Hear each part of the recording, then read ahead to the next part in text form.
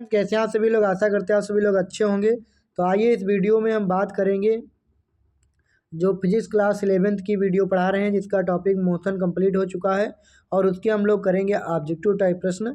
ये वीडियो जो है, जो लोग तैयारी कर रहे हैं उनके लिए भी बहुत ही हेल्पफुल रहने वाला है। तो आइए देर ना करते हुए पहला क्वेश्चन स्टार्ट करते हैं। संवेग परिवर्तन की दर को क्या कहते हैं? आपने पढ़ा होगा न्यूटन का दूसरा नियम। न्यूटन का द्वितीय नियम ये कहता है कि संवेग परिवर्तन की दर लगाए गए बल के बराबर होती है। संवेग परिवर्तन की दर लगाए गए बल के बराबर होती है और वहाँ से फार्मूला निकल के आता है F बराबर ma। तो बल का फार्मूला जो है बराबर होता है। तो संवेग परिवर्तन की दर किसके बराबर होती है? बल के बराबर होती है। तो बल इसका राइट आंसर हो जाएगा। साथियों, नेक्स्ट क्वेश्चन देखते हैं। किसी पिंड का विस्थापन समय का अनुपात समानुपाती हो तो पिंड का क्या होगा? अगर कोई विस्थापन समय के समानुपाती है तो वहाँ पर क्या होगा? एक समान वेग। क्योंकि विस्थापन बटे समय क्या होगा? वेग होता है ना। वेग बराबर विस्थापन बटे समय। तो विस्थापन और समय में क्या होगा? एक समान वेग। एक समान वेग, uniform velocity. Question number 3, Newton के प्रथम गति के नियम से क्या प्राप्त होता है? तो बल के प्रथम नियम से क्या होता है? बल की परिभाषा मिलती है। न्यूटन के द्वितीय नियम से बल का सूत्र मिलता है। न्यूटन के तृतीय नियम से जो है क्या मिलता है? क्रिया प्रतिक्रिया का नियम। प्रक्षेप्य गति में कण का महत्तम विस्थापन के लिए क्षैतिज से कण के कोण पर मतलब प्रक्षेपित किया जाता है। कितने प्रक्षेपित किया जाता है? तो वो उसके लिए कोण होता है 90 डिग्री। कितने एंगल पे? तो 90 डिग्री पे अधिकतम ऊंचाई प्राप्त होती है इसकी। घूर्णन गति में जड़त्व की माप होती है। घूर्णी गति में जड़त्व की माप होती है, इसको हम लोग कहते हैं जड़त्व आघूर्ण। कहते हैं जड़त्व आघूर्ण। अगला क्वेश्चन, न्यूटन मीटर मात्रक है किसका है? तो न्यूटन मीटर किसका मात्रक है? यहाँ पे देखेंगे न्यूटन मीटर किसका मात्रक है? बलाघूर्ण का। बलाघूर्ण या बराबर बलाघूर्ण टाउ बराबर यहाँ पे होता है F इंटू बीच की दूरी F r। तो यहाँ पर न्यूटन और इसका हो जाएगा मीटर। तो ये हो जाएगा बल आघूर्ण। क्या हो जाएगा? बल आघूर्ण का मात्रक। बल आघूर्ण के लिए कौन सा कथन सत्य है? तो यह एक सदिश राशि है, बिल्कुल सही। इसका मात्रक न्यूटन मीटर, ये भी सही है। बल आघूर्ण का फार्मूला होता है बल गुणे बल बीच की दूरी। तो ये भी सही है। उपयुक्त में से एक से अधिक। संवेग संरक्षण के सिद्धांत पर आधारित है। रॉकेट का चलना, बंदूक से गोली छोड़ना, ये दोनों न्यूटन के तृतीय नियम से हैं। इसके लिए दोनों विकल्प सही हो जाएंगे। एक पिंड कैपिटल R त्रिज्या वाले एक वृत्ताकार पथ की परिधि पर चलता है तो पिंड का विस्थापन क्या है जब यह परिधि का 3/4 भाग चल देता है? तो यहाँ पर इसका विस्थापन क्या होने वाला है? तो देखिए 3/4 का मतलब चार भाग में से 3 भाग चल डालेगा तो उसका विस्थापन कितना होगा? तो देखो 1 भाग, 2 भाग और 3 भाग चल डाला तो इसका यहाँ से यहाँ तक विस्थापन कितना होगा? तो इसके लिए देख निकालेंगे भाई। यहाँ पर कर्ण का वर्ग, ये कर्ण है, कर्ण का वर्ग बराबर लंब का वर्ग प्लस आधार का वर्ग, यानी R² plus R² into R²। तो R² का तो R निकल आएगा और √2 R होगा इसका राइट आंसर। अगला क्वेश्चन देखते हैं, निम्नलिखित में से कौन आवर्ती गति का उदाहरण है? आवर्ती गति यानी पीरियोडिक मोशन का। तो यहाँ पे हो जाएगा लोलक की गति। सरल लोलक की गति जो है आवर्ती गति का उदाहरण है।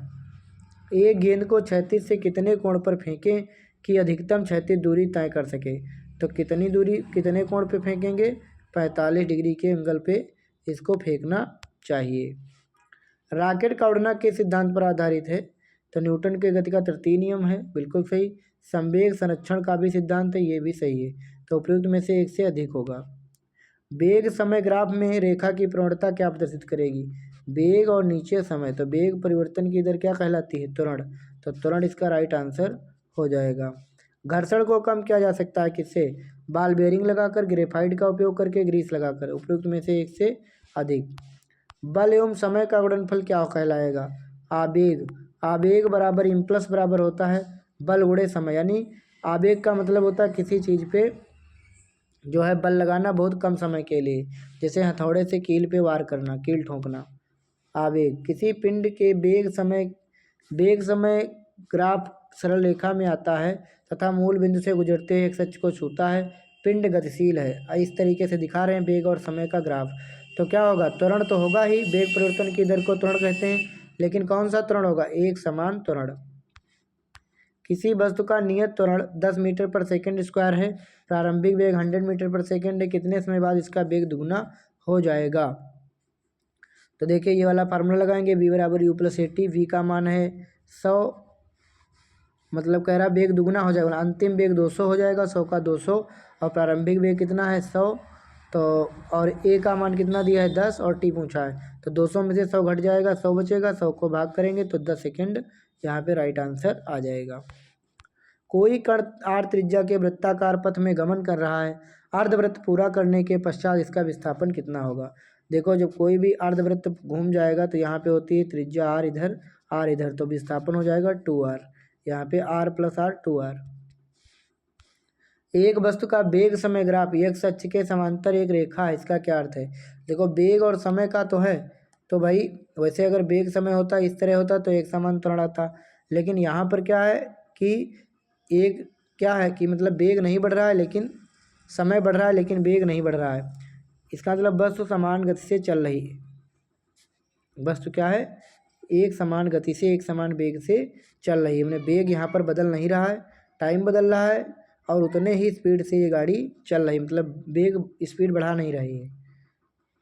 200 किलोग्राम द्रव्यमान वाली एक वस्तु को 6 सेकंड में 5 मीटर पर सेकंड से 17 मीटर पर सेकंड के वेग से एक समान रूप से त्वरित किया जाता है, बस पर लगाए गए बल का परिमाण क्या होगा।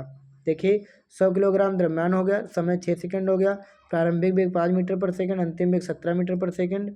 तो पहले तो यफ निकाल लेंगे, यम ए यहाँ पर, तो यम का मान है 100 और ए का मान ए कैसे निकालोगे, अंतिम वेग माइनस प्रारंभिक वेग, यानी 17 में से 5 जाएगा 12 और बटे टी, 6 दूनी 12, 200 दूनी 200, 200 न्यूटन का बल लगेगा।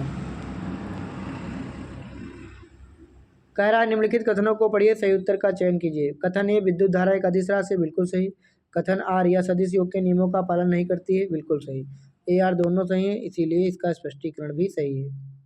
कौन सी राशि सदिश है, समय अदिश है, चाल अदिश है, दूरी अदिश है, विस्थापन सदिश है, वेग सदिश है, त्वरण सदिश है। लोलक घड़ियों गर्मियों में सुस्त क्यों हो जाती हैं, क्योंकि उनकी लंबाई बढ़ जाती है, जिससे दोलन में लगा हुआ समय बढ़ जाता है। क्रीम निकालने वाले संयंत्र में दुग्ध चर्बी अलग हो जाने का कारण क्या है, मतलब दूध, जब दूध से क्रीम निकाली जाती है तो केंद्र से हट जाने वाला बल, यानी यहाँ पर सेंट्रीफ्यूगल फोर्स यानी अपकेंद्रीय बल लगता है, अपकेंद्रीय बल। घर्षण के बारे में निम्नलिखित कौन सा कथन सही है। तो यहाँ पर देखेंगे बेलन यानी रोलिंग सर्पी से घर्षण से कम होता है, बिल्कुल सही। सबसे ज़्यादा होता है स्थैतिक घर्षण बल, उससे कम होता है सर्पी, और फिर आता है लोटनिंग या रोलिंग फोर्स, केवल बी सही। निम्नलिखित में से कौन सा घर्षण के संबंध में सही है, सबसे बड़ा होता है स्थैतिक घर्षण बल, फिर सर्पी, फिर लोटनिक। कौन सा कथन सही नहीं है। देखिए घर्षण एक ऐसा बल होता है जो वस्तुओं को एक दूसरे की ओर आकर्षित करता है, ये गलत है। संपर्क में आने वाले किन्हीं वस्तुओं के सतहों में अनियमितताओं के कारण घर्षण उत्पन्न होता है और ये गति का विरोध करता है, बिल्कुल सही है। यहाँ पे पूछा गया था कौन सा कथन सही नहीं है, तो यशवन कथन सही नहीं है, ये नहीं, यशवन कथन सही नहीं है, ठीक। तो इसका राइट आंसर होगा यशवन कथन सही नहीं, यही तो पूछा है, मतलब गलत कौन सा है, तो गलत तो यशवन है, तो यशवन वाला इसका राइट आंसर हो जाएगा। एक भारी लोहे के बक्से को जमीन पर रखा जाता है, एक व्यक्ति 200 न्यूटन के बल के साथ बक्से को धक्का देने की कोशिश करता है और बक्सा गति नहीं करता है, इसका अर्थ क्या है कि घर्षण बल ज़्यादा है, लगाया गया बल जो है कम है, इसीलिए गति नहीं कर रहा है, यानी ये भी नहीं होगा, बराबर तो है नहीं, घर्षण बल ज़्यादा है लेकिन लगाया गया बल कम है, ठीक। तो इसका विकल्प नंबर बी सही हो जाएगा। निम्नलिखित में से कौन सा बल संपर्क बल है, संपर्क यानी जिसमें टच हुआ जाता है,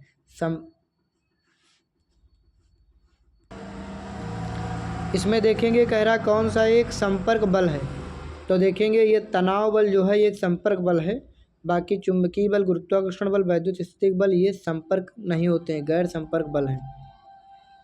निम्नलिखित में से कौन सा एक बल नहीं है, द्रव्यमान कोई बल नहीं, भार एक बल है, W बराबर mg होता है, अभिलंब भी एक बल है, तनाव भी एक बल है। न्यूटन का कौन सा नियम बल की मात्रात्मक परिभाषा प्रदान करता है, तो गति का द्वितीय नियम, जिससे हम लोग यहाँ पे बल की व्यंजक बल का प्राप्त करते हैं। चेन द्वारा एक कार या अन्य कार को खींचना निम्नलिखित में से किस बल का उदाहरण है? तनाव बल।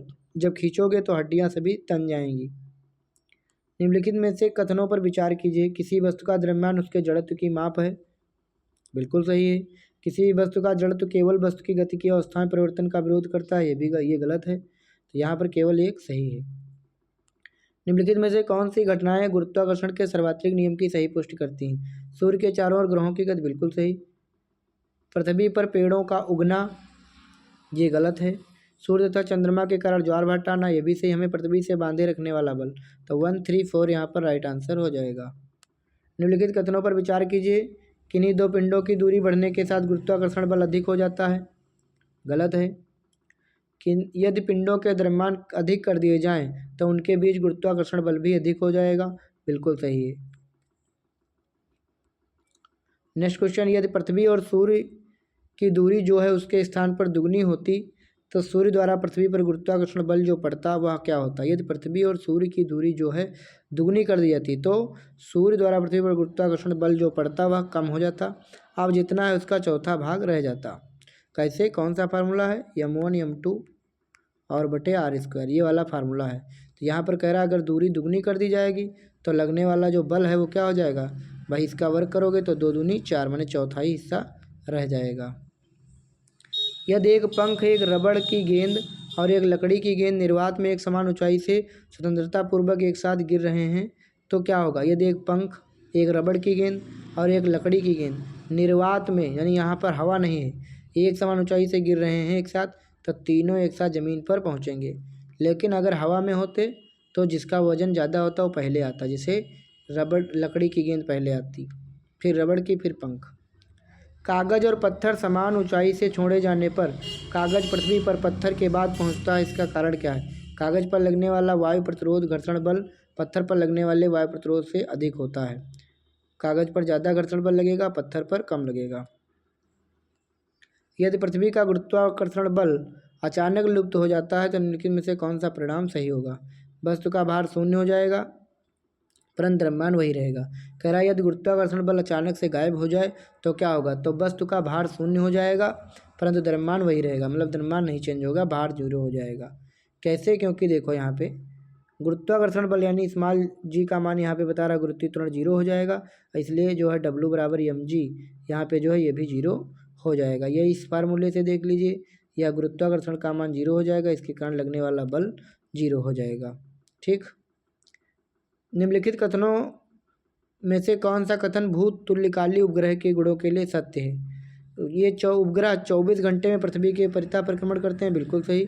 इनकी पृथ्वी तल से ऊंचाई 35,786 किलोमीटर होती है। ये भी सही।